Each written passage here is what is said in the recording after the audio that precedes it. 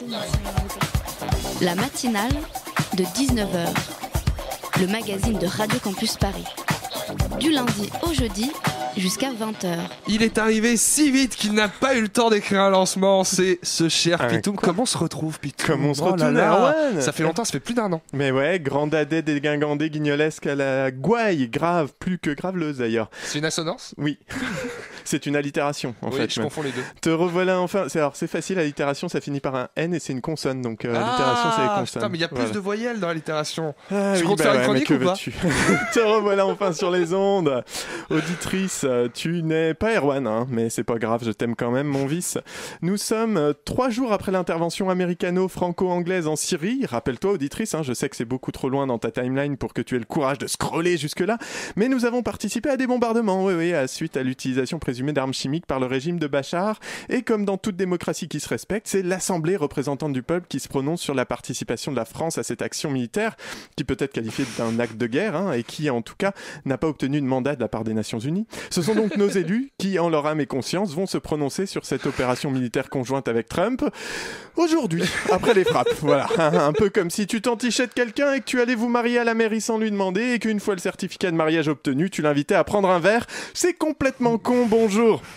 La démocratie à la française, c'est quand même particulier, hein. Quand tu fais pas gaffe et que tu regardes de loin, des fois, ça fait un peu dictature. Faut être vigilant parce que ça peut donner des mauvaises surprises, l'inattention. Un peu comme quand tu croises Marc Dutroux, mais que de loin, t'as pas fait gaffe et tu t'es dit, tiens, on dirait Squeezie.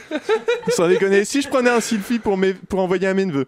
Ou quand tu regardes une interview présidentielle sur une des plus grandes chaînes télévision nationales, si tu fais pas attention, t'as l'impression qu'ils ont mis un paillasson à la place du journaliste et une école maternelle à la place de l'Élysée. C'est très troublant.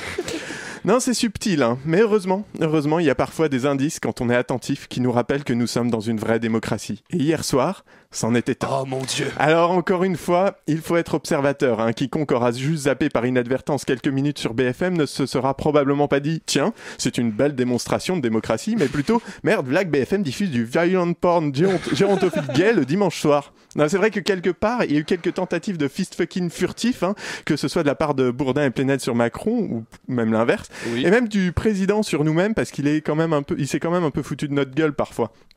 Genre quand il essaie de nous faire croire qu'on supprime les ISF, c'est pour aider la croissance et l'investissement, alors qu'en vrai, il n'y a aucun contrôle sur la façon dont tout cet argent rendu aux riches sera réinvesti.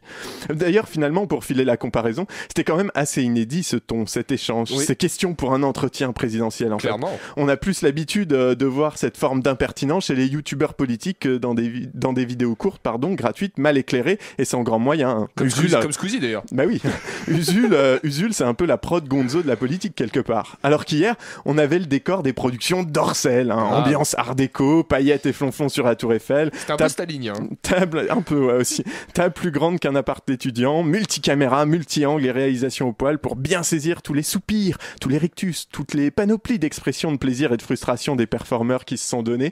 Mais donnés, hein, pendant plus de 2h30, soit plus du double de temps d'érection cumulée de Gérard Collomb ces 30 dernières années. Et encore, il en a fait plus de la moitié la semaine dernière en regardant les images de l'intervention à Notre-Dame-des-Landes. Bref, c'est quelque part un show inédit, original, qui n'a pas plu à tout le monde, hein.